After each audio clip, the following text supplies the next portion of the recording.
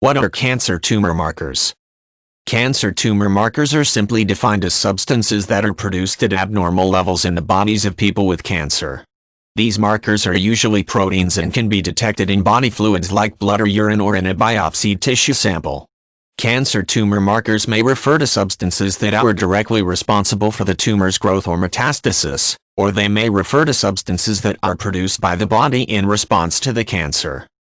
Tumor markers were originally proposed as a way to detect certain types of cancer prior to the onset of cancer-associated symptoms.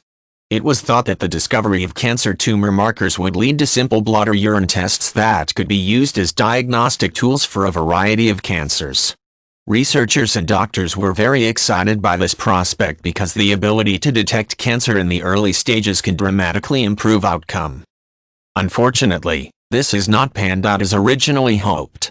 Many of the proposed cancer tumor markers are produced at low levels in people that do not have the associated cancer because many conditions other than cancer can result in the production of most of these markers. In addition, not all people with a specific cancer will produce cancer tumor markers. This is most often the case in the early cancer stages. Due to the fact that most of these markers lack specificity, they are rarely used alone as a diagnostic tool. Despite these drawbacks, several cancer tumor markers are considered possible screening tools. Probably the best known of these is prostate-specific antigen, SAR, which can be used to screen for prostate cancer in men. Although many men with high prostate-specific antigen levels often turn out not to have prostate cancer, the test does detect cancer in many men in the early stages that otherwise would have gone unnoticed. The cancer antigen 125 marker is sometimes used as a tool to screen women for ovarian cancer.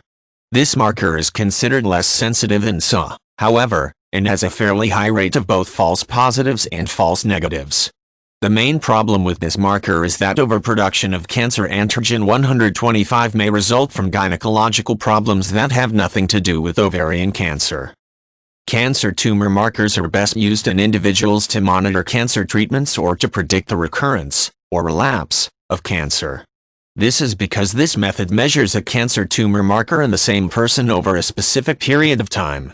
In these cases, a sudden drop or a sudden elevation of a specific marker is likely to represent a favorable response to a treatment or the risk of cancer relapse, respectively.